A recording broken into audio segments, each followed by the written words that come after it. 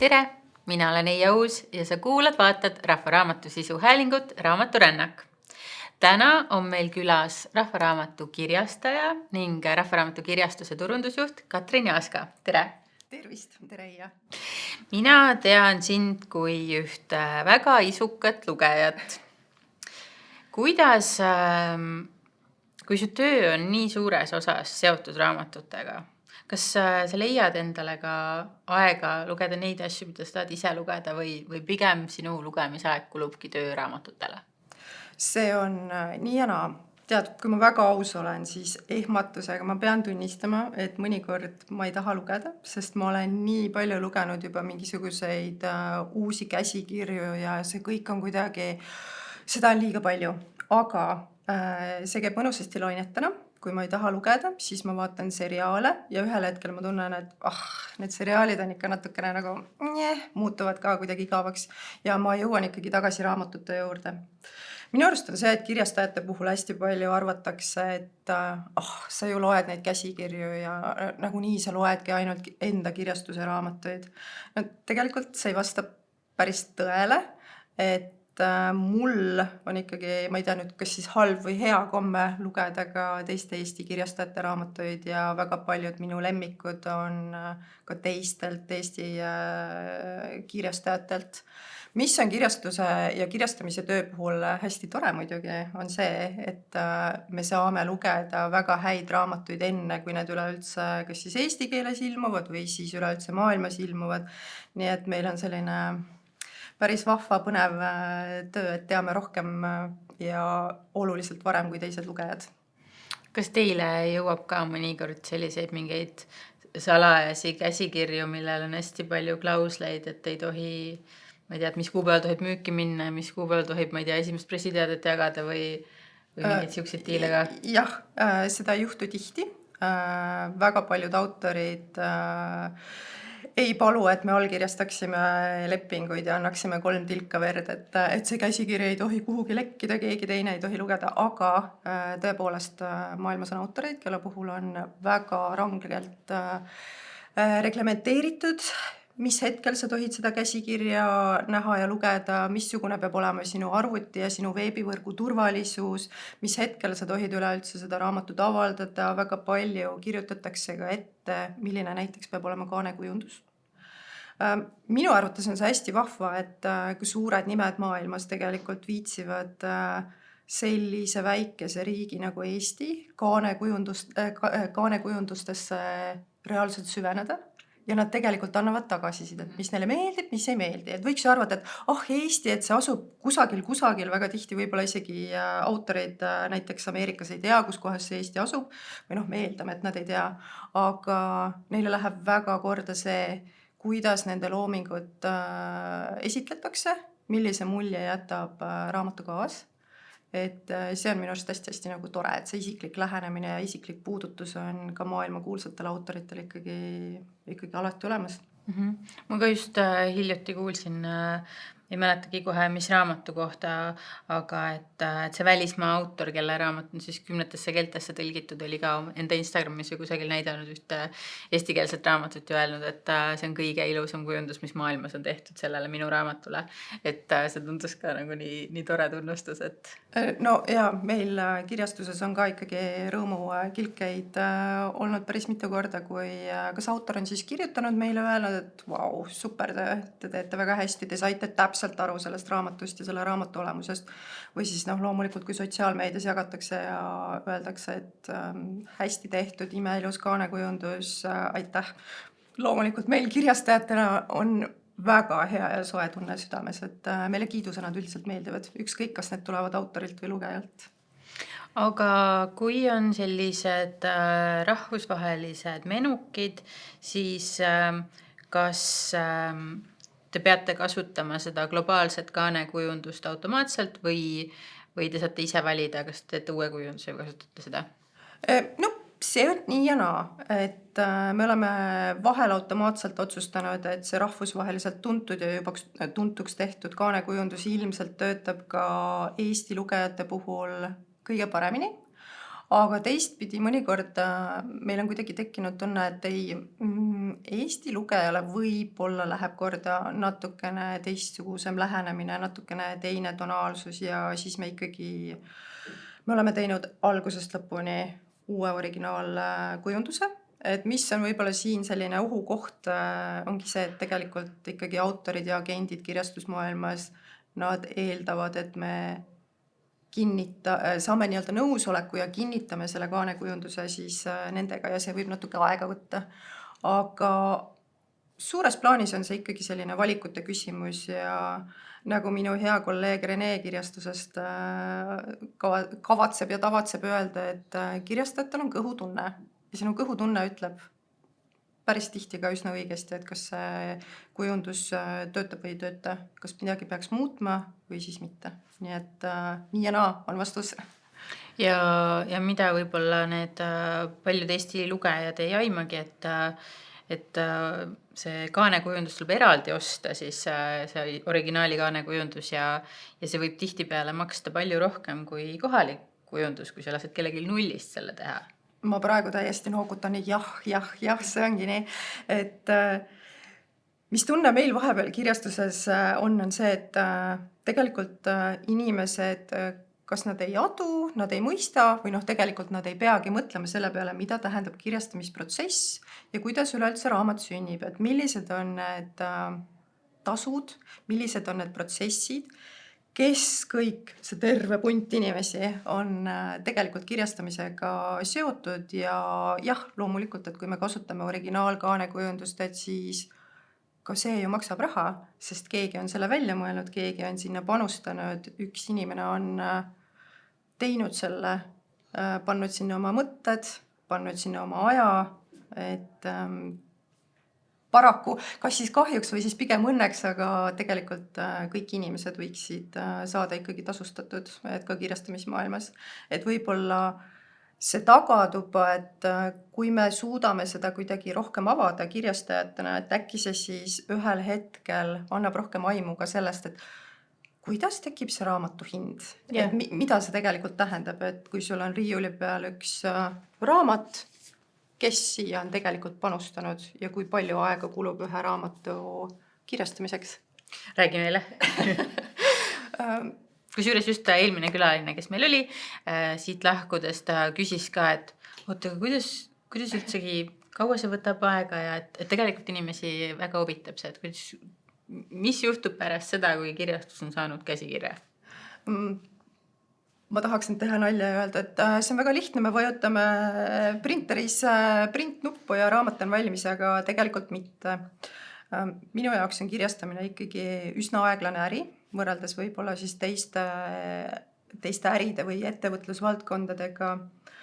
Praegused otsused mõjutavad kirjastuse tulevikku tegelikult aasta või siis 1,5 pärast, ehk siis, et keskmiselt näiteks üks tõlkeraamat jõuab käsikirjast reaalse raamatuni minimaalselt 6 kuuga, aga tegelikult võtab see protsess aega ka kuni aasta, mõnikord isegi kauem.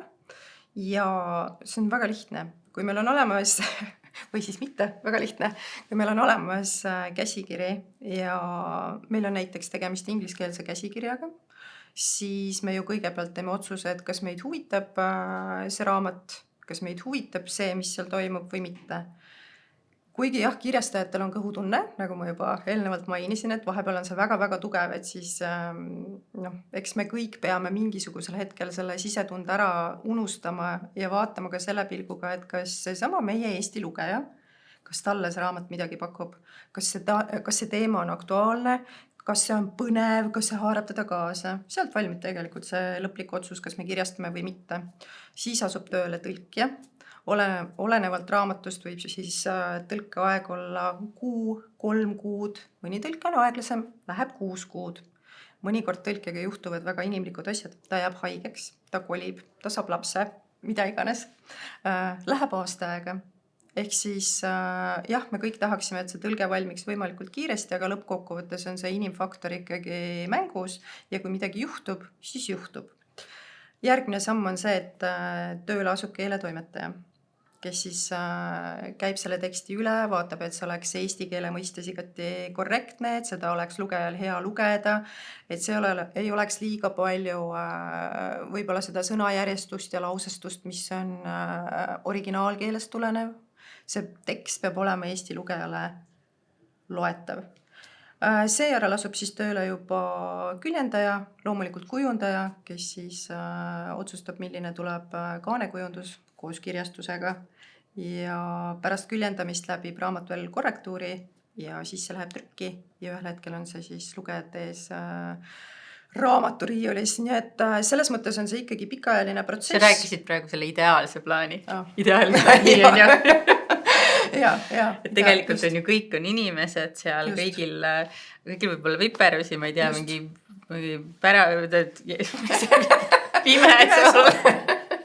pimes oled ja mingisugused muud asjad ja ka see, et nagu tõlkija, või siis autor on ju teeb oma töö ja siis toimetaja vaatab üle ja saadab oma nagu ettepanekud ja et tihtipeale ka sealt tekib nii palju draamat, et kas siis see tõlkija pole nõus kriitikaga või siis see autor pole nõus midagi ümber tegema ja mäletan ka raamatuid, kus siis keeletoimetaja või korrektor on omavahel läinud nugadele, et sul on koma vales kohas, ise oled loll, ei, aga ma ütlen, et sul on koma, sina oled loll ja kuidas nad lihtsalt nagu saagivad ja siis seal veel see vaene kujundaja kõigepealt teeb nagu ühe järgi ümber, siis teine käsib kõik ümber teha ja siis esimene ütleb, et tee uuesti kõik ümber.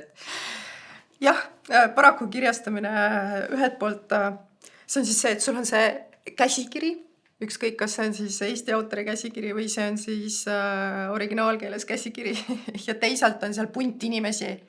Ma arvan, et tegelikult kirjastamises ka kõik need tegelased, kes on raamatuga seotud, et eks meil on kõigil ikka parajalt suur ego ka ja kui ikkagi tõlkija ei ole nõus toimetaja ettepanekutega või toimetaja ütleb, et ma arvan, et tõlkija siin eksib totaalselt või siis, et autor on täiesti puusse millegagi pannud, et eks seal sellist nagu nagistamist on, et kirjastaja või siis raamatu valmimise projektijuht peab mõnel hetkel olema ka suhtekorraldaja, käehoidja, mõnikord kuulama autorite eraelulisi teemasid.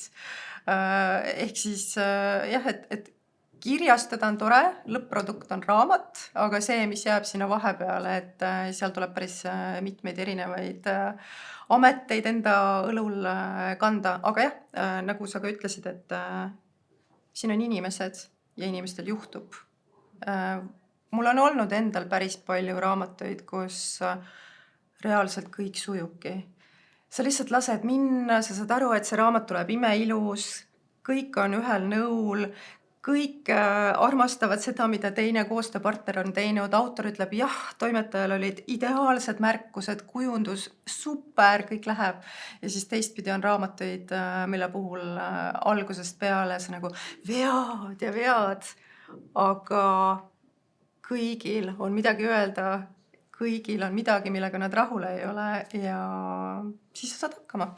Lõpuks on ikkagi raamat valmis ja tegelikult meie eesmärk on ju kirjastada ikkagi häid raamatuid ja lõpptulemus peab ju tegelikult jah, ühtepidi olema väga hea lugejale, aga teistpidi autor on teinud suure töö, kõik need tõlkijad või toimetajad või kujundajad on teinud suure töö, et nemad peavad ka selle lõpp-produktiga selle raamatuga rahul olema, et jah, inimestega tööd teha on väga põnev, mõnikord keeruline, aga väga õpetlik ja väga vahva.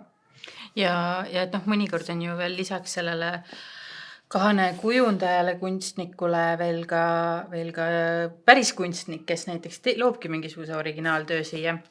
Ja et kui on see a la 10 inimest, kes on muidu selles tuumiktiimis, siis võib-olla kõik need korrektorid ja asjad, et siis tegelikult ju siia hinna sisse läheb ka igasugune raamatupidajate töö, igasugune trükikojas tegeleb sellega veel oma 20 inimest ja 20 masinat ja siis veel kogu see logistika ja see, et raamat üldsegi raamatupoes seisab, maksab kirjastajale raha, et jaa, siin on ikka nagu väga, väga palju seda matemaatikat kogu selle keeleilu taga. see on terve süsteem. Kui ma mingil hetkel ju kirjastamisse tulin, siis ega ma ju enne ei teadnud raamatutest muud, kui et mulle meeldis lugeda, mul olid oma lemmikautorid, see tundus kõik täiesti selline maagiline maailm, et ma olin täielikus veendumuses, et kõik, kes kirjastuses ja raamatumaailmas töötavad, nad on üdini head inimesed. Ja siis, kui ma kirjastusse tööle jõudsin, hakkasin tööle selles valdkonnas, siis ma sain aru, et teate, suures plaanis on see äri nagu iga teinegi ja tegelikult ka kirjastus peab ju kuidagi suutma vee peal püsida, ka kirjastus peab suutma maksta ju palka enda töötajatele, pluss ongi see, et kõik need süsteemid, et kuidas toimivad raamatupoed ja kuidas see raamatute müük ei ole väga lihtne äri, ma julgen väita, et jah, et see vajab päris palju nuputamist. No ma mõtlengi, et kui, et selles mõttes ta ka ei ole äri nagu iga teine, et on mingid asjad, mida inimesed lihtsalt vajavad. Et enamik meist sööb peaaegu igapäevast leiba.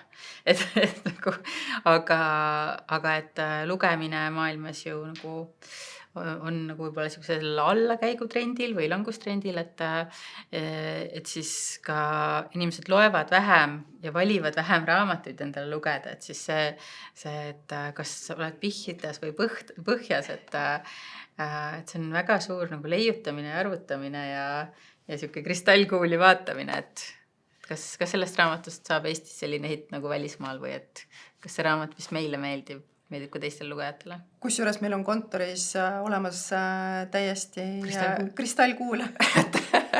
Me seda väga tihti ei vaata, aga vahel siiski.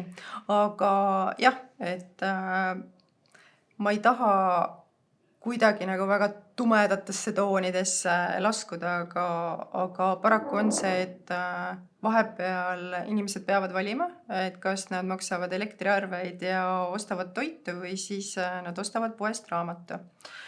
Jah, kirjastajana meile väga meeldiks, et ostetakse hästi palju raamatuid ja kõik loeksid, et paraku see nii ei ole, et mis on ka arusaadav, et inimesed on erinevad, võimalusi on erinevaid, kuidas oma vaba aega sisustada, aga ma annan ühe väikese vihje, meil on raamatukogud. Et tegelikult alati ei pea maksma selle eest, et lugeda või tutvuda mingisuguse uue maailmaga, mida kõik raamatud ju meile pakuvad. Et tegelikult on olemas ka alternatiivseid võimalusi. Ühtepidi jah, sellest on räägitud ka väga paljudes teistes riikides, et noored loevad vähem ja lapsed loevad vähem ja noorte täiskasvanute arusaam pikast tekstist on võib-olla olematu ja nii edasi.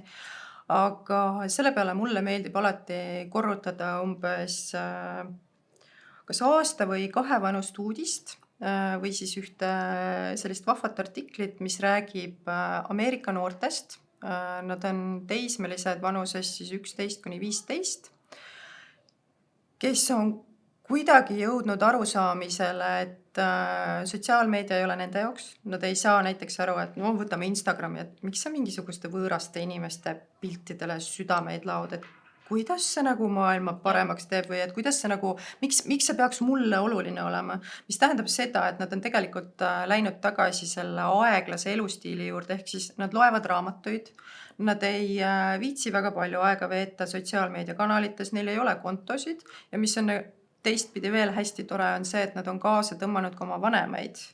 Et tegelikult palju on ka räägitud sellest, et lastele head eeskuju anda. Et täpselt ja kurja juured ei ole mitte lapsed, kes ei loe, vaid küsimus on vanemates, kui palju nemad tegelikult istuvad siis telefonis ja scrollivad, et mis mulje see lapsele jätab. Ehk siis need samad noored teismelised on tegelikult viinud oma vanemad täpselt samasse kohta, et vanemad ostavad nuputelefone, nad käivad rohkem looduses, nad üritavad leida kogukondi või siis mingisuguseid selliseid klubilisi tegevusi, et kus nad saaksid inimestega päriselt suhelda ja nad loevad päris raamatuid. Jaa. Et ma ütleks, et lootus ei ole Jaa, kadunud. jaa. Ma vaatasin ka, et igasuguseid hästi palju vaatasin erinevatest kohtadest 2026 trende ja tõesti igal pool toodi välja seda, et tagasiminek nagu autentsema, aeglasema elu juurde, et rohkem aega veeta päris inimestega, päris kohtades ja teha päris asju, et just hiljuti kuulsin nii toredat lugu, et mul tuttav käis klubis ja siis kõrval lauas oli kamp kudujaid, kes klubis kudusid, siis vahepeal, kui tuli hea laul, siis käisid tantsisid ja siis tulid, kudusid edasi. Ja minu üks hea kolleeg Grete käib muideks ka kudumisklubis ja nemad käivad kinos oma kudumisklubiga, mis on omakorda ka nagu päris naljakas ettevõtmine, et mina ise ei ole kuduja, ma sellest mõnust aru ei saa, minu käelised tegevused on ei, selles plaanis, et ma ei ole selles väga osav. Aga jaa, see, kuidas ka näiteks 30-ndates eluaastates inimesed lähevad tagasi selle vanaema elustiili juurde, et sellest on ju ka päris palju räägitud ja kirjutatud, et neile meeldib kududa, neile meeldib Taimi kasvatada täpselt, näiteks. neile meeldib ideaalis neil kõigil oleks oma aed, kus neil on lilled, kus neil on maitsetaimed, kus neil on köögiviljad, kus nad kasvataksid kartuleid. Ja lugemine on osa sellest, et võtame võib-olla natukene rahulikumalt ja teisalt on ju ka tegelikult tõesti teaduslikud uuringud ju näidanud, et lugemine on kasulik meie vaimsele tervisele, et alates kas või siis 15 minutist päevas kuni nii palju, kui meil siis aega on, et see tegelikult võimaldab meie närvisüsteemil rahuneda ja see tegelikult aitab meilt sellest virvarrist ikkagi nagu välja tõmmata. Et ma ei näe, et lugemisel oleks nagu väga palju halbu külgi ja seda peaks kuidagi oma hobina kõrvale jätma, et raamatutel ja lugemisel on oma võim ja mõju kindlasti. Sa mainisid, et sa siis, kui sa tulid kirjastamisse, et võib-olla rääkida ka natukene sellest loost, et väga palju on sellel saatel kuulajaid ja raamatuklubis inimesi, kellele, nagu ilmselt sulle toona, tundus see kirjastaja töö nagu midagi nii ägedat ja nii maagilist ja nii mingi välja valitud vesikene aiakene, aga sina ühel hetkel oma elus otsustasid, et nii, mul aitab sellest, mida ma muidu teen, mina tahan raamatutesse minna. Jah, tegelikult olgem ausad, Eija, mis sina oled kõigest süüdi. see sai alguse ühest sinu Instagrami postitusest. Sa olid Bologna messil, lasteraamatute messil ja seal oli juures umbes selline tekst, et ma arvasin, et kus kõik sellised inimesed on, et kellele meeldivad raamatud ja kes kannavad nagu sarnaseid kleite, riideid, et nad on siin, nad on Bologna raamatumessil. Ja siis ma mõtlesin, et pagan küll, et nagu, aga mulle ju meeldivad ka raamatud, ma ju tahan teada, kuidas see toimib. Ja minu puhul on aastaid tegelikult olnud see, et mul on peas tiksunud, et raamatud muudavad maailma. Võib-olla see on naiivne ja sinisilmne lootus, aga ma päriselt usun sellesse. Ehk siis, jah, minu eelnev taust oli pigem see, et ma olin turundaja, ma olin elustiili äris olnud, ma olin turundanud moedisainereid, rahvusvahelisi rõivabrände, ilubrände, ma olin töötanud turisminduses, ehk siis jah, suures plaanis see on kõik emotsioonide müük. Aga ühel hetkel ma ikkagi tundsin, et ei, ma olen olnud eluaeg lugeja, mulle meeldivad raamatud, ma usun, et see on see võimalus, kus ma saan anda midagi ühiskonnale, midagi maailmale ja võib-olla tõesti parandada seda. Ja siis ma pressisingi ikkagi kirjastusse. Et ma tahtsin teada, kuidas see süsteem toimib, kuidas see töötab. On väga palju inimesi kirjastusmaailmas, kes tegelikult kohe ülikoolist tulles, nad on kas sattunud või siis nad on teadnud, et jah, raamatud on minu maailm, nad on kohe läinud tööle kas kirjastusse, kas raamatupoodide ketti, ükskõik kas müüjana või siis kuhugi mujale või siis ala töötanud ka raamatukogus. Minuga see nii ei olnud, aga ma ikkagi jõudsin kohale ja ühtepidi ongi see, et mida ma tegelikult julgustan inimesi tegema, on see, et kui te ühel hetkel tunnete, et nüüd on see koht, kus tuleb otsustada, kas jätkata nii või teha naa, et siis ei ole oluline vähemalt mõningatel elualadel, kas sa oled õppinud seda koolis, ülikoolis, seda eriala. Oluline on see, et kas sa tahad seda teha või mitte. Ja kirjastamisega õnneks see on, et kui sulle meeldivad raamatud, kui sa tunned, et kirjandusmaailm midagi sulle pakub ja pakub ka teistele maailmas, et siis kirjastajaks saada on võimalik. Seal on mingisugused sellised tehnilised ja protseduurilised momendid, mille puhul on hea, kui keegi kogemustega kirjastaja võib-olla natuke aitab, natuke suunab, aga ma arvan, et suurem roll on selles, et kas sa armastad raamatuid, kas sa suudad ära tunda, mis raamatuid armastavad teised. Ja see nõuab ju ka päris suurt ikkagi lugemust ja teadlikkust, et mis maailmas toimub. Et see ei ole see, et istud seal kusagil oma kontoris, luugid on akende ees ja lihtsalt tuleb sul käsikiri, postituvi toob käsikirja ja siis sa loed selle läbi ja siis mingi nii läheb. Et sa pead ikkagi teadma, mida teised on kirjutanud ja mis viimasel ajal trendib ja nagu ma ei tea, mis klassikast ja nii edasi, et see silmaring on päris oluline sellel tööl.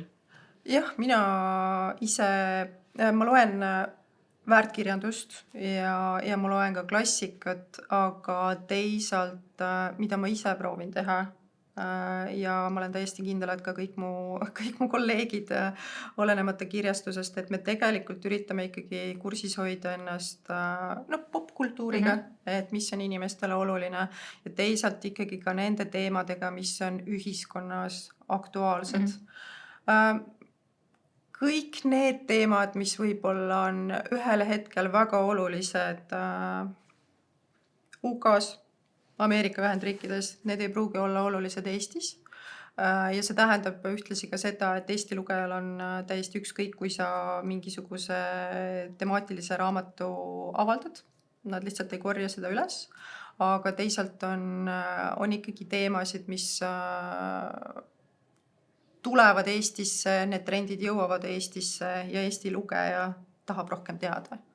Et siis ongi kirjastaja selline tore ülesanne üles leida, et mis on siis need märksõnad, mis on need olulised inimesed, teemad, probleemid, mis võiks siis raamatu kujul tõesti ka riiulisse jõuda. Ja seal 3 korda aastas raamatumessidel siis on jah, et juba nagu EOS koostatakse mingisugused ülevaated, et kui sul nüüd on siin, ma ei tea, 100 000 uut raamatut üle maailma, et siis mis on selle aasta need trendivad teemad. Ja ma käisin, ma ei tea, oma mingi 8 aastat tagasi ühel messil, kus siis mingi nii, oleme väga põnevil. Selle aasta kõige trendivam teema on nõiad. Ja siis kõik tõesti Inglismaa ja Ameerika kirjastused olid hullult palju vaeva näinud, et hästi palju raamatuid nõidadest toota. Ja siis läksin ka huviga sirvima ja seal olid umbes sellised asjad, et ma ei tea, juuksid tohib lõigata ainult, ma ei tea, kahaneva kuu ajal või midagi sihukest ja et umbes naiste punast saab teha väestavat teed ja seal ei olnud mitte ühtegi asja, mida üks Eesti naine ei tea maastamata peale. Ja siis ma sain aru, et meil oli ühtegi neid nõiaraamatut vaja Eestis välja anda, sellepärast, et see on nagu common knowledge.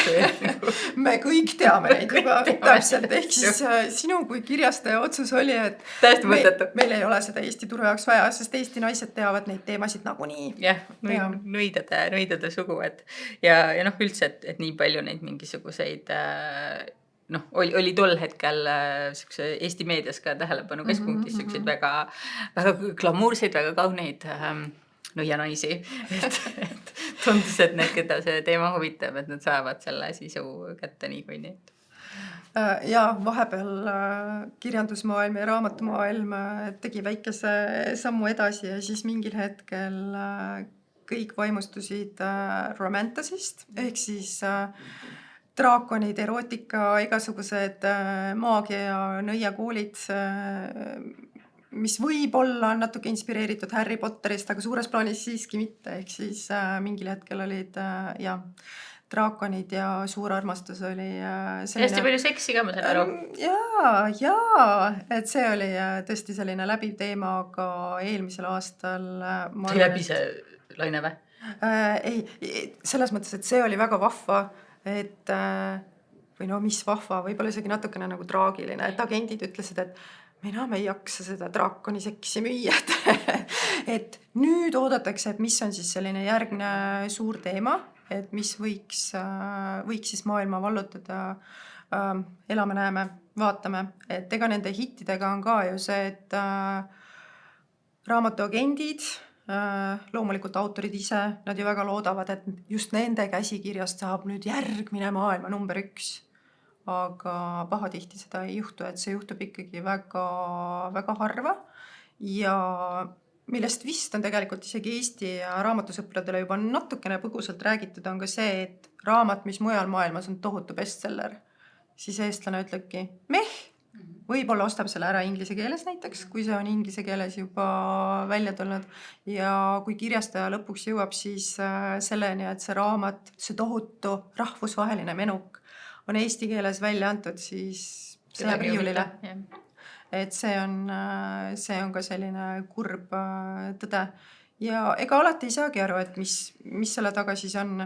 Et kas tõesti on see, et lugejad on selle juba enda jaoks avastanud näiteks ingliskeelse versioonina või siis, ma ei tea, kaanekujundus on vale, kaob ära. Et siis pärast on kirjastajale see kurb töö, et peab siis analüüsima, et miks see raamat ei lennanud. Jaa, et võib-olla minu see näide, mis sa ütlesid, et tulid väga siniste silmadega, tulid kirjastamismaailma ja küütsid ette, et kõik nagu mingi istuvad tugitoolis loevad raamatud muudkui. Et mina ka kujutasin, et nagu midagi ilusamat elus olla ei saa, kui raamatuid välja anda ja ise saan aidata valida, mis kaanele läheb ja teha raamatu esitlusi ja kui tore. Ja siis, kui ma läksin kirjastusse tööle, siis umbes esimesel päeval pandi mu ette mingi 1000 leheküljeline Excel, et sa pead siit nüüd 20 000 euri eest raamatuid saatma paberhunti. Et need seisavad laos ja me maksame laokulusid, ehk et see, et need raamatud seisavad, see maksab meile raha, et sa pead nüüd ära hävitama. Ja siis mul oli küll mingi, et I did not sign up for this, et see pole see töö, mida ma tulin tegema, aga ma pidin seda tegema, et selles mõttes raamatuid teha, ma pidin kõigepealt neid hävitama, et oleks ruumi uusi teha.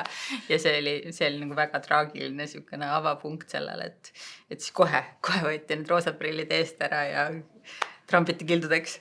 Minu kirjastuse päev oli märksa roosilisem. Ma ikkagi sain reaalselt alustada romaanisarjaga ja päriselt teha raamatuid, aga jaa, vastab tõele. Excelil on päris suur roll.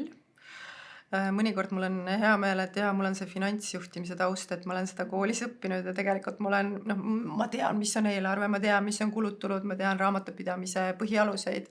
Ehk siis lõpuks me jõuamegi sinna välja, et see on äri nagu teine ja me peame midagi ette võtma nende raamatutega, mida mitte keegi ei taha. Ja siis ühel hetkel ongi see, et sa pead otsustama, et kas ühel või teisel moel, kuidas sa nüüd saadad need raamatud Manalu teele. Jah, lõkkesse. Et see on päris karm maailm, aga jah, äri nagu iga teinegi. Jah, nii et armsad kuulajad, kui te raamatuid ära ei osta, siis käevad ahju. Jah, ka raamatud surevad. Aga sa ütlesid, et sulle on alati meeldinud lugeda, et lapsena, noorena, mis on sinu suuremad lugemiselamused olnud või raamatud, mis üldse tegid sust lugeja? Ma õppisin lugema 3-aastaselt. Ma ei tea, kas ma sain sellest nüüd trauma või mitte, aga minu õde, kes on minust 4 aastat vanem, ta oli veendunud, et 3-aastast mind tuleb kindlasti õpetada ja me peame mängima kooli. Ma kunagi hiljem nägin neid päevikuid, mida ta oli täitnud. Ma olin saanud tohutult kahtasid selle eest, et ma ei osanud lugeda, aga ühel imelisel eluhetkel ma ikkagi sain sellega hakkama. Ja mul on väga tugev mälestus sellest, et ma olin 3-aastane, oli suveõhtu ja ma lugesin, ma arvan, et see oli Eduard Vilde Minu esimesed triibulised. Ja mis oli minu selline viga, oli see, et ma lugesin valjul häälel. mina ei osanud silmadega lugeda ja mu ema ja mu õde, kes samuti siis lugesid, nad olid hirmus pahased, et ma ei saa aru nagu, et kas sa ei oska siis nagu vaikselt lugeda, et nagu oma peas silmadega. Ja mul on meeles see mõte, et ma istusin seal, mul oli see raamat süles ja ma mõtlesin, et mismoodi silmadega ja mõttega lugeda, mismoodi see käib. Ja see oli see moment, kui ma õppisin selle ära. Ehk siis minu esimesed triibulised olid lugemise mõttes minu triibulised. Järgmine mälestus, mis mul lapsepõlvest oli Eno Raua Nääripäkapikk, mille ma sain näärivanalt kingituseks. Ja selle puhul on mul ka meeles see mõte, et ma vaatasin seda pappraamatut ja ma mõtlesin, et see on maailma kõige ilusam raamat.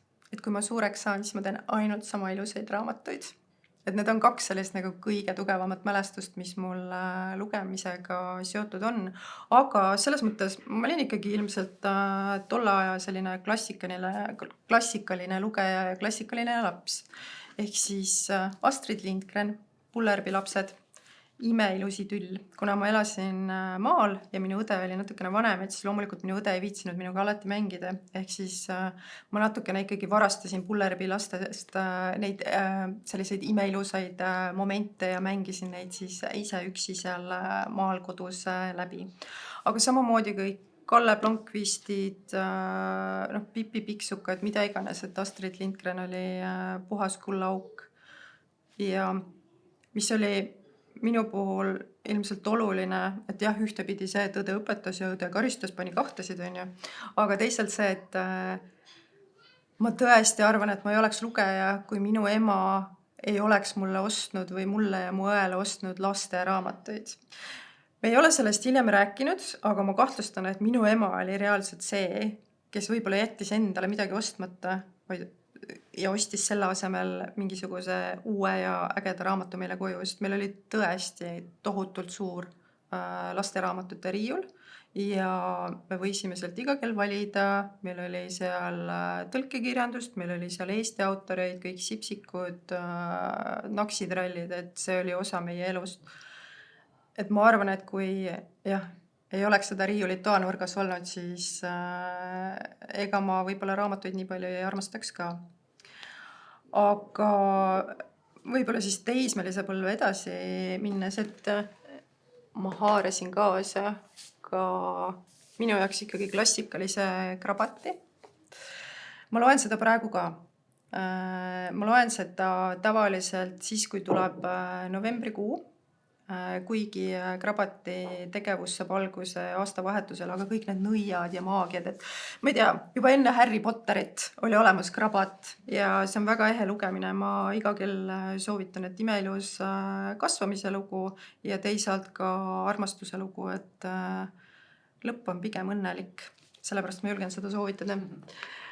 Aga jah, et teismelisena ma võib-olla lugesin ka raamatuid, mida ma ei oleks pidanud lugema. Ma lugesin selliseid väga kahtlase väärtusega krimkasid.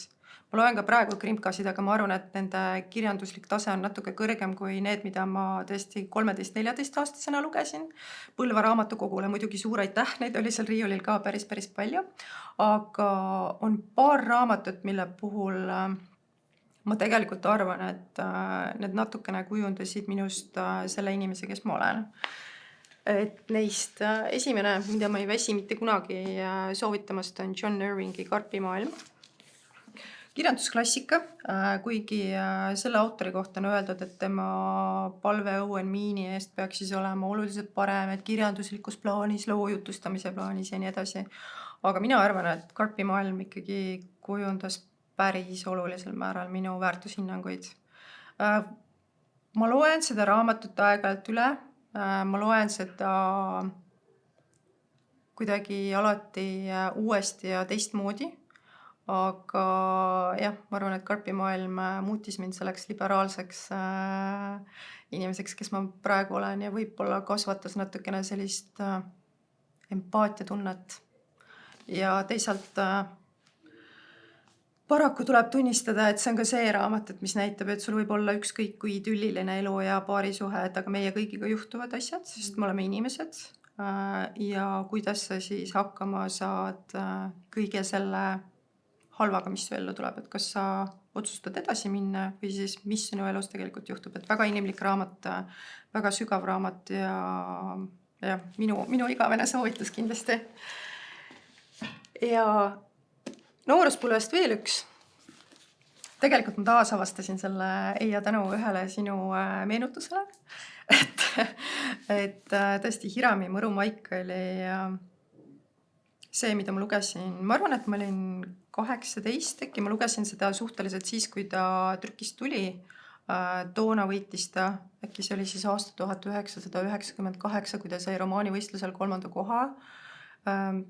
Mina ei teadnud, kes oli päris autor, mina lugesin seda ja ühtepidi, mis ongi nagu väga põnev, et selle aja raamatu kohta ta käsitles tegelikult juba natukene neid vaimse tervise teemasid, Me Too teemasid, ehk siis ta võib-olla natuke oli ajast ees ja teisalt on see raamat, mis võimaldas minna ikka täiesti teise maailma, et see autor ikkagi viis meid sellisesse glamuursesse, samas tumedasse kuulsuste, näitlejate, muusikute, suure armastuse ja suure pidutsemise maailma, et ma saan aru, Vaata, mis stiilne see on. Jaa.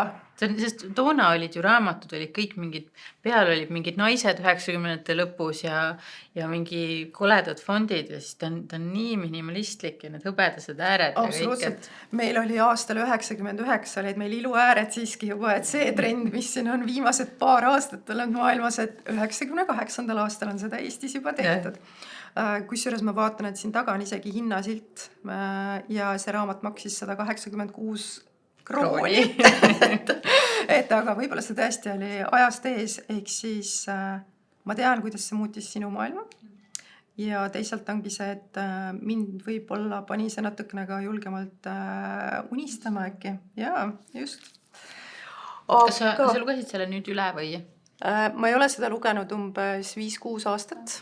Ma lähen pärast koju ja võtan selle ette ja et see tuli kuidagi see tuli kuidagi tagasi minu juurde ja selles mõttes oli see meenutus hea, et mis raamatud need on, et mis teismelisena või siis noore täiskasvanuna jäli jätsid. Muideks ma lugesin hästi palju ka Kertu Rakket. Et minu arust toona siis, kui ma olin seal teismelise ea lõpus või siis 20ndate alguses, et siis olid Eestis Kertu Rakke ja Kaur Kender. Ma hiljuti juhtusin lugema mingisugust arvamusavaldust, et kui Kaur Kender oma raamatutes vihkas naisi, siis Kertu Rakke vihkas oma raamatutes mehi. Ma ei saa sellega päris nõustuda, aga huvitav on see, et ma lugesin ka Kaur Kenderit, aga kui sa praegu minult küsid, et milline raamat siis sulle meelde jäi? Ma pean tunnistama, et mulle ei jäänud meelde, aga mulle jäid meelde Kertu Rakke raamatud, ehk siis Kalevipoeg, Kolmas printsess. Ma arvan, et ju seal olid mingisugused need teemad, mis siis mind noore naisena kuidagi panid samastuma või mõtlema, et mis ja kuidas ja see lugu, mida seal räägiti, oli ilmselt väga, väga toonase ajastu truu. Ehk siis need jäid mulle kuidagi ikkagi meelde, et kuidas sa oled noor naine, leiad ennast, teed ka võib-olla mingisuguse elumuutuse, saad aru, et võib-olla mingisugused asjad sinu elus, mida sa väärtustasid, et nad ei ole üldse seda väärt, nad ei ole väärt pingutamist, leiad uued asjad. Et jah, Kertu Rakke oli kindlasti ka mõjutaja. Aga rääkides minust kui lugejast, et siis siin on hunnik nendest raamatutest, mis on siis viimastel aastatel mulle kuidagi midagi tähendanud või meelde jäänud. Et ma võtaksin vahele veel ühe siis Eesti kirjaniku, Tiit Aleksejev, tema Palverännu raamatusari. Tiit, kui sa seda kuuled ja näed, palun kirjuta see järgmine osa ära, et ma väga ootan. Aga mis on võib-olla raamatute puhul ja minu kui lugeja puhul mulle iseloomulik on see, et kui sa küsid, millest see raamat oli, räägi, mis see lugu oli. Ma ei suuda väga tihti meenutada, et mis see lugu oli, mis oli selle peategelase nimi, kuhu ta läks, miks ta läks, mis olid need alamotiivid. Aga ma tean seda emotsiooni, mis mind valdas siis, kui ma seda raamatut lugesin. Ehk siis see raamat kas haaras, ma kas nutsin, naersin või see jättis mind täiesti ükskõikseks või see mõjus ka õõvastavalt. Et jah, mul on olnud ka raamatuid, mis reaalselt tekitavad minus füüsiliselt kohutavalt halva enesetunde ja ma ei suuda edasi lugeda. Et valitud raamatutes ühtegi sellist ei ole, et pigem on ikkagi need raamatud, mis on pakkunud mulle midagi ja Tiit Aleksejevi Palverännu raamatusari on, minu jaoks on see nagu mediteerimine, et ta kuidagi kulgeb aeglaselt, samas seal juhtuvad asjad, seal on hästi inimlikud situatsioonid, väga palju sellist mõtlemist ja hästi palju ka ajalugu. Ja ma mõtlen ka, et ma olin vist mingi 23-24, kui ma seda lugesin või 25 midagi sinna kanti. Ja elu sees ei oleks ma toona noore naisena tulnud selle peale, et ma tahaksin lugeda mingist palverännust, aga õnneks mul oli see palveränd esimesest ristisõjast. Õnneks oli mul ülikoolis kirjandusteaduses kohustuslik ja ka, et see oli võib-olla mulle nagu selles osas oluline, et ma ei tea veel, mis raamatud mulle meeldivad. Et praegu ka ma olen hästi avatud meelega lugeja, ma võtan kõike, mis tuleb, ma tahan proovida erinevaid asju, et mitte see, et mina loen ainult selliseid raamatuid ja jutul lõpp, aga et tõesti mäletan ka suurt elamust sellest. Minu arvates on hästi tore žanrite vahel ka kuidagi hüpata ja vaadata, et mis töötab ja mis mitte, et sellepärast ma julgen ausalt tunnistada ka seda, et ma loen Indrek Harglat ja apteeker Melchiori. Et ma tean, et kirjandusmaailmas on inimesi, kes ütlevad, see on selline nagu krimka ja nagu selline võib-olla meelelahutus, aga mis siis? Meil kõigil ongi vaja meelelahutust ja see on täiesti loogiline, et sa katsetad erinevate autorite, erinevate raamatutega ja vaatad, kas see töötab või ei tööta. Ja ma tean, et on ka hästi palju lugejaid, kes nad ütlevad, et neile raamat ei meeldi, aga nad ei jäta pooleli põhimõtte pärast. Mina olen see, et kui mulle ei meeldi, siis see ei ole minu raamat, liigume edasi, sest kõik raamatud ei ole mõeldud kõigile, et me võime paralleele tuua filmimaailmast, kunstimaailmast, kus iganes. Kui see raamat ei ole sinu raamat, siis palun jätta pooleli, et sa ei pea ennast sellest nagu kuidagi läbi vaevama. Et leia endale keegi või miski, mis sind rohkem kõnetab ja mis on sellel ajamomendil sulle oluline. Täiesti nõus. Siis Murakami. Ma mäletan, et kunagi minu arust oli see Koit Toome, kes ühes intervjuus ütles, et Murakami on tema lemmikkirjanik ja ma mäletan neid kommentaare kusagil veebiavarustes, et kus öeldi, et Koit Toome, no jah, mis siis temalt nagu rohkem oodata, et Murakami ongi selline nagu keskmine autor, ma vaidlen täiesti vastu. Murakami on absoluutselt geniaalne autor ja mul vist läks hästi selles plaanis, et ma alustasin tema 1 kuu 8/4 ja see oli täpselt õige asi õigel ajahetkel ja minu jaoks see töötab ja ma soovitan Murakamit iga kell igast asendist, et võtke, uurige, ta on absoluutselt geniaalne autor ja kirjanik. Siis vahele üks luuleraamat, aga selleni ma tuleksin tagasi siis võib-olla lõpupoole ja vahele haaran hoopis Sally Rooney. Tema viimatine või kõige hilisem raamat Intermezzo, mille kohta siis on ka öeldud, et Sally Rooney'l nagu vahel on väga head raamatud, vahel on väga halvad raamatud, et mina avastasin ta pärast tema romaani Normaalsed inimesed, millest siis tehti ka seriaal, ehk siis natukene jõudis see autor minuni läbi seriaali, aga Intermezzo räägib vanusevahest suhetes ja sel hetkel, kui ma seda raamatut lugesin, siis minu elus oli täpselt selline situatsioon ja see läks õigesse kohta ja toimis väga hästi, väga kaasaegne ja ma soovitan, katsetage, vaadake, kas see on teie autor või mitte. No ja siis, ma ei tea, ma ei üllata, ma arvan, et ma olen hästi igav oma raamatusoovituses praegu, et minu üks eelmise aasta lugemiselamusi on Kairi Loogi Tantsitolm põrandust, sellest on nii palju räägitud, ta on saanud auhindu. Ma lihtsalt panen selle raamatu siia hunnikusse nüüd tagasi, ütlen lugege ja teistpidi mulle just mõni aeg tagasi üks raamatu maailmategelane ütles, et see on nii hämmastav, kuidas üks inimene saab olla samal ajal nii õrn, nii konkreetne, nii ilus ja nii andekas. Et ma arvan lihtsalt, et teistpidi ongi Kairi selle romaani puhul on lihtsalt ka seda samastumist teatud põlvkonnal nagu nii palju ja see suhe vanaemaga, see soojus ja võib-olla see inimlik joon, mis sealt läbi käib, et see kõnetabki. Noh, ajaloost ja kunstist. Florian Iljesi Armastus-vihkamise aeg on täpselt samamoodi minu viimase aasta üks selliseid tugevamaid lugemiselamusi, et tegelikult see raamat peaks olema ilmunud juba äkki 2023, et ta ei ole kõige uuem raamat, aga ta kõnetas mind. Mul on ka see Ja- praegu pooleli. Ja mis mulle selle puhul meeldis, ongi see, et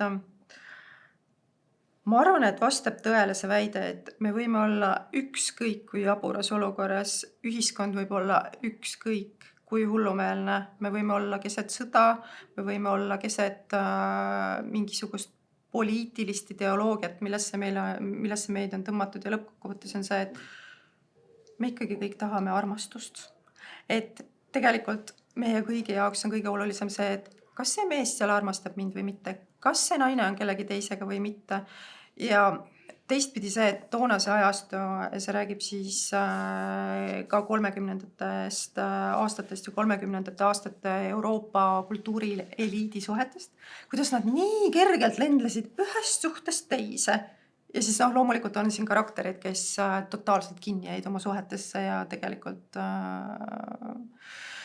hävitasid iseennast ja kõike seda, mis nende ümber oli.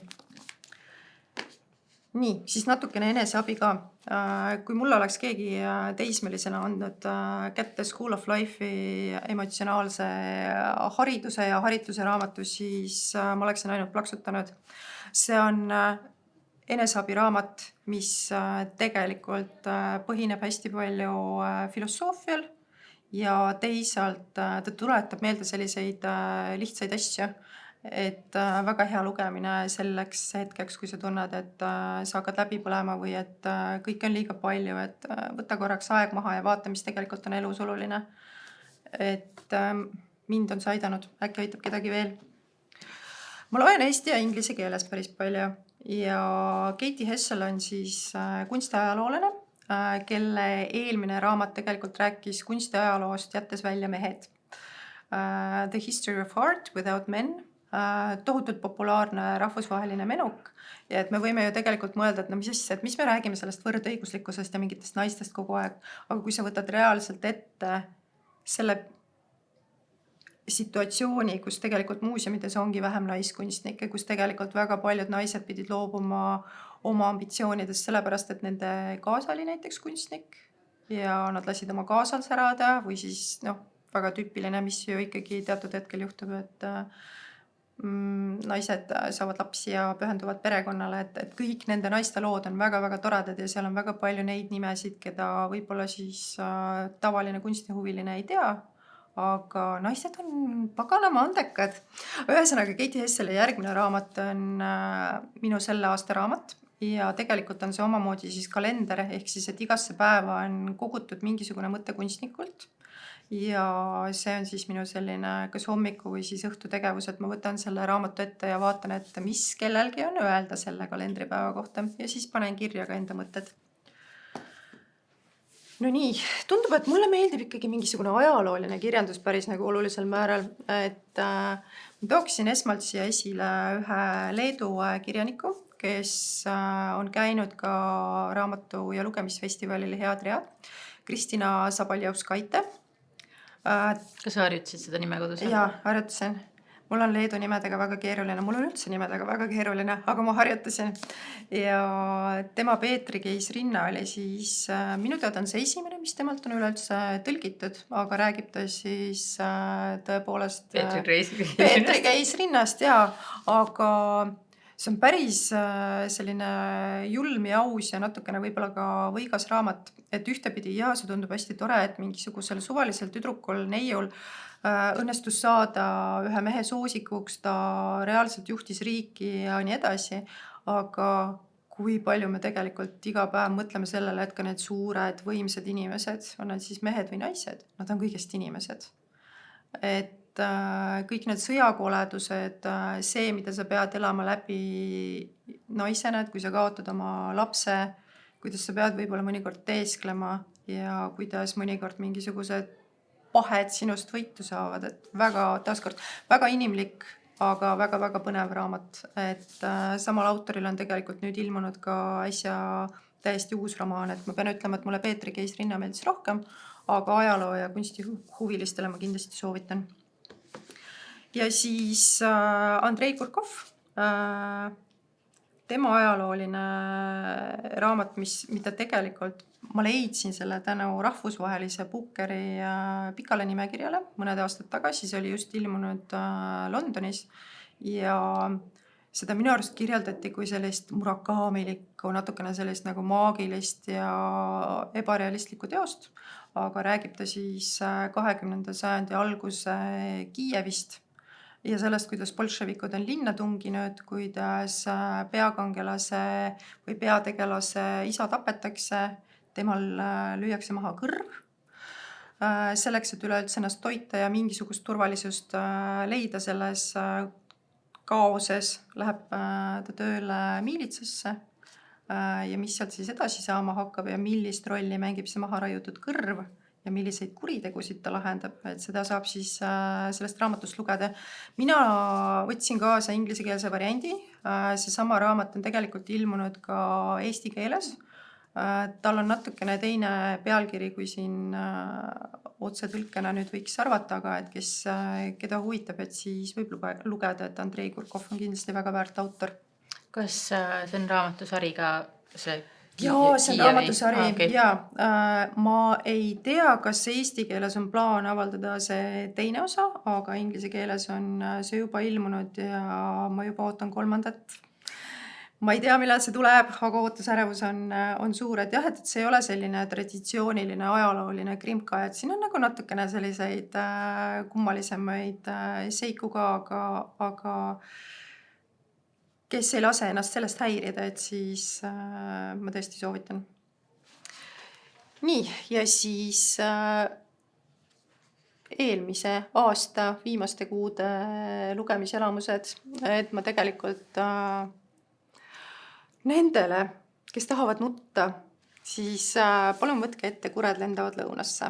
See räägib ühest vanast mehest, sellest, kuidas tema ellu on põhimõtteliselt jäänud ainult koer ja ka sellest, kuidas ühel hetkel tema poeg otsustab, et see mees ei ole enam võimeline koerast hoolitsema. Kõik, kes seda on lugenud, kõik on nutnud, et olge te hoiatatud, aga samas on see väga hea vaade võib-olla meeste sisemaailma ja ka üksindusteemasse, sellesse, kuidas me teeme mingisugusel eluhetkel oma valikuid ja mida me võib-olla võiksime teisiti teha, et kui meil on veel võimalus. Aga suurepärane ilukirjandus. Siis Pelgupaik Jaelvander Voodenist on samamoodi leid Bookeri raamatuauhinna nimekirjast. Kui mu mälu ei peta, siis see jõudis isegi lühikesse nimekirja. Hästi paljud raamatumaailma agendid ja isegi teised autorid, nad olid veendunud, et tema saab Bookeri, aga ei saanud. Miks ma selle raamatu valisin? Kuidas ma kirjastajana üleüldse raamatuid valin? Et tegelikult minu jaoks esimesed 20 lehekülge peavad minus mingisuguse huvi tekitama, et ma pean tundma, et ma tahan edasi lugeda, ma tahan edasi lugeda, ma tahan edasi lugeda. Ja Pelgupaigaga täpselt see juhtus. Sellest on kirjutatud arvustusi, et see on selline erootiliselt laetud ja hästi kuidagi seksikas romaan ja nii edasi. Tegelikult jah, see võib seal olla. Me võime rääkida, et see on raamat lesbisuhetest ja raamat inimsuhetest. Aga tegelikult on see raamat sõjast ja sellest, kuidas mineviku varjud jälitavad meid võib-olla tänapäevani, et see ei ole see nii-öelda põlvkondade needuse teema, ei. Tegevus toimub 60-ndatel Hollandis ja peategelane elab majas, kust ühel hetkel hakkavad kaduma asjad. Lisaks on see, et tema vend hakkab abielluma ja teada on, et kui vend abiellub, et siis see peategelane, see naine jääb ilma kõigest. Sest ilmselgelt vennal sünnib varsti pärija ja üleüldiselt mehed ongi olulisemad. Et minu arvates on hästi oluline meeles pidada, et ajalugu kordab ennast ja võib-olla siis natukene mõelda ka selle peale, et kuidas tõesti need mingisugust aastakümned tagasi toimunud teod mõjutavad meie elu praeguses hetkes. No ja nagu ma ütlesin, ma loen kõike, ma loen ka krimkasid. Kui me rääkisime siin Kertu Rakkest või Tiit Aleksejevist, et siis minu jaoks Eesti Krimka kuninganna on olnud ja ka jääb, selleks jääb Pirk Rohelend. Et ma olen nautinud Pirgi krimkasid nagu aastaid nii palju, kui ta on seda kirjutanud või kui ta on üleüldse midagi kirjutanud. Ja Pirgi puhul, vot temaga seoses ma olen küll nagu meeletult uhke, et ma olen tema kirjastaja. Meil tuleb varsti 3. osa tema sellest Agnese ja Gabrieli ehk siis politseiduo juhtumite sarjast. Ja teistpidi on, vaat hästi põnev on see, et kui mõeldakse, et keegi on kirjanik, siis arvatakse, et nojah, et ta on nagu kirjanik ja siis võib-olla ta õpetab ka vaata Või tõlgib kirjutamist. äkki midagi, toimetab. Jah, teeb nagu mingisuguseid selliseid väga spetsiifilisi Raamatuasju, täpselt. Et Pirgi puhul on see, et Pirk on jätkuvalt minu teada Tallinna Tehnikaülikooli turundusosakonna juht. Ta teab väga hästi, mida ta teeb. Ta on väga konkreetne, ta on väga otsekohene. Tal on super teadmised sellest, kuidas maailm päriselt toimub. Ja see, kuidas ta kirjutab krimkasid, see on ka väga selline analüütiline või siis et ütleme niimoodi, et minu teada tema teeb niimoodi, et ta ikkagi teeb nagu Excelid, et kes kus on ja kes kelle võib olla tappis. Ja mida ma pean tema kiituseks ütlema on see, et näiteks selles raamatus ma ei arvanud ära, kes on tapja. Ehk siis Agnese ja Gabrieli juhtumite teises osas Pirk Pagan. Sa vedasid ninapidi mind, et hea Eesti krimka, et igavene lemmik. Mina olen absoluutne mitte krimkade lugeja, aga mulle tundub, et sa veensid mind praegu ära, ma seda tahaks nüüd lugeda. Minu arust Pirgi krimkad ongi sellised, et sa võtad need siis ette, kui sul on vaja terake meelelahutust ja samas sa tahad sellest nagu mingisugusest argi sibrusäbrust eemale minna, et see tõmbab ikkagi niimoodi sinna loosse sisse. Teistpidi ongi see, et minul tekib alati hasart, et kas ma nüüd saan aru, kes siis tappis. Siis lõpus on mingi pagan, jälle läks viltu. Et ma mõnikord haiman, aga Pirgi puhul mul on kuidagi keeruline, et ma ei aima ära seda õiget inimest, kes seal see. Ja ma saan aru, et ta on ka tõesti nagu ise nii selline klassikaline krimka armastaja, et on umbes kõike Agatha Christie't läbi lugenud, kõik see Sherlock Holmesid ja et taust on tugev. Oma kirjutamises ma arvan, et ta on teinud päris tugeva eeltöö ja tal on ikkagi täiesti skeem teada ja olemas, et kuidas seda väga head ja kaasatõmbavat krimilugu üles ehitada. Aga teisalt, mis mulle muidugi meeldib, et näiteks kas või tema selle kohe ilmuva 3. osa puhul, et tegevus toimub meie Eestis. Sa suudad ennast samastada nende tegelastega, mõni tegelane tuleb isegi tuttav ette, hakkadki mõtlema, et äkki mu naaber on ka natukene nagu paha või nii, et ta tegelikult selle Eesti olustiku kirjutab üles väga realistlikult. Ja siis, no nii, 2 viimast, ma ei teagi, kas siis raamatu soovitust või siis tegelikult raamatut, mis mulle endal on hästi palju rõõmu pakkunud kirjastajana. Neist esimene on siis Jaana Malingu ja Mariel Kurjuse Kannapööre. Soovitan kõikidele naistele, aga ka meestele. Ma arvan, et ikkagi see vist on igal ühel niimoodi olnud, et sa ühel hetkel oma elus mõtled, et tõesti, et kas ma nüüd jätan kõik sinna paika ja teen mingi hulljulge otsuse või pigem nagu mitte, et Kannapöörde raamatusse on kokku kogutud nende naiste lood, kes siis tõesti on ühel hetkel otsustanud, et neile aitab senisest elukorraldusest, nad tahavad teha midagi uut, nad tahavad proovida midagi uut, kes on läinud seal näiteks tippjuhist õpetajaks või kuhugi kolinud või mida iganes, et siin on ka oluliselt traagilisemaid lugusid, kuidas siis oma eluga hakkama minna. See on selline julgustav ja optimistlik raamat, et ma arvan, et ükski eestlane ei pea tundma, et ta on üksi, kui ta tahab muudatusi teha, et meil tegelikult on ka olemas raamatud, mis aitavad ja näitavad, et kuidas see kõik on võimalik ja mida teha ja kuidas teha. Mis ei ole muidugi vähem oluline, on see, et kannapööre jõudis 25 kaunema raamatu konkursil siis selle 25 kõige ilusama raamatu hulka. Nii et absoluutselt imeline kujundus, absoluutselt imeline sisu ja see on võib-olla hea näide raamatust, et kus kirjastajana sa mõnikord tunned, et see on õige raamat, meil on seda vaja ja suures plaanis kõik asjad laabuvad ka kirjastamisprotsessis iseenesest. Ja autorid on ka väga tublid, et Eestis on väga oluline see, et autor ise julgeb öelda, et kas või rusikaga vastu rinda taguda, et mina tegin, ma tahan, et kõik teaksid sellest, et see nagu hästi palju aitab kaasa. Ja teine nunnukas siis minu kirjastamise elust on Pille Kannisto ja tegelikult natukene ka Sirli Oderi raamat, et Sirli on teinud illustratsioonid ja see on lastekas, Nella ja unenäod. Ja see raamat sai siis kaunemate raamatute konkursil.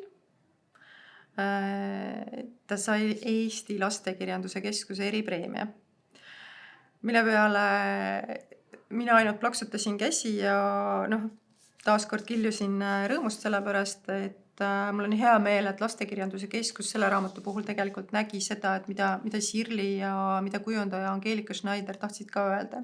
Et kui me räägime sellest, et noored ei loe, et lapsed ei loe, siis see raamatud on kujundatud sel moel, et tekstis on õhku. Et siin on illustratsioonid, mis on tegelikult inspireeritud koomiksitest, võib-olla isegi natukene selline aasiapärane ja Angeelika on kujundajana väga julgelt lähenenud, väga värviliseks teinud selle raamatu. Ehk siis ei ole ainult see, et palun loe, sa oled laps, sa pead lugema, vaid ei, sul on siin erinevaid detaile, mida noored saavad uurida ja vaadata. Pluss on see, et tegelikult see temaatika võiks neid ka kõnetada. Et natukene koolikiusamist, natukene sellist esimest käehoidmist, esimeste armastuse algeid ja nii edasi. Et mina olen väga uhke ja teistpidi ongi see, et see on järjekordselt üsna hea näide sellest, kuidas sa usaldad oma meeskonda. Ehk siis autorit loomulikult teksti osas, aga kujundajat, illustraatorit. Ja Sirli sai siis selle raamatu eest ka kaunemate raamatute žürii eripreemia. Et illustraator on jõudnud oma loominguga uuele tasemele. Et mis saab olla parem, kui kuulata selliseid sõnu kirjastajana, tõesti väga-väga uhke, et kõigile lastele ja lapsemeelsetele. Võt selline see ongi minu raamatuteekond, et mudilasest kuni siis viimaste selliste uhkuse momentideni, et väga eriilmelised raamatud, aga eks ma olengi selline võib-olla natuke keskmine lugeja, aga võib-olla ka mitte, et tõesti erinevatest žanritest midagi. Aitäh, mina sain siit küll päris mitu asja, mida ma tahan lugeda.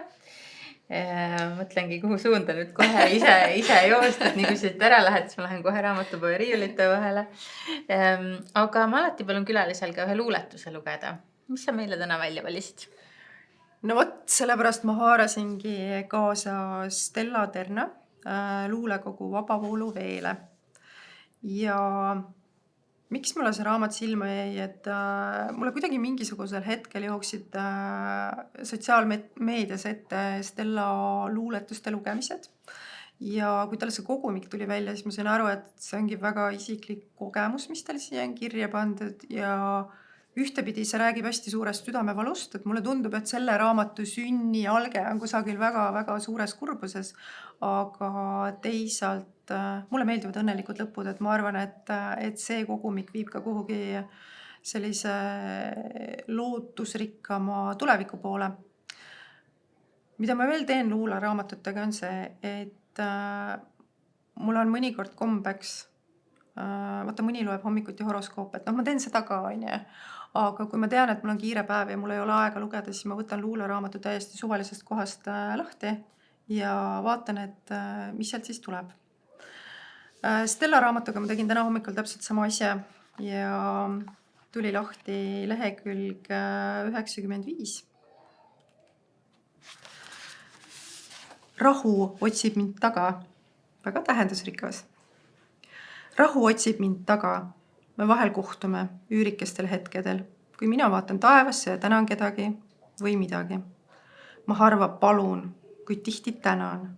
Tänan, et mulle on antud orienteeruvalt 22 000 hingetõmmet iga päev ja 100 000 südamelööki seal samas, millest pooled kuuluvad sulle ja ülejäänud teistele, kelle eest tänu taeva suunas osutan. 100 000 kingitust iga päev ja minul jääb õigust ülegi, et seda igapäevaselt unustada ja iga tõusva päiksega loodetavasti meelde tuletada. Aitäh sulle ja suur tänu, et sa oled üks nendest inimestest, kes siis suure südamega tuli Eesti kirjastamismaastikule tegema kõike seda, mis sa teed. Ja jääme ootama kõiki neid raamatuid, mis sul juba praegu töös on ja mille vilju siis saab näha sügisel või isegi järgmisel aastal, saan aru.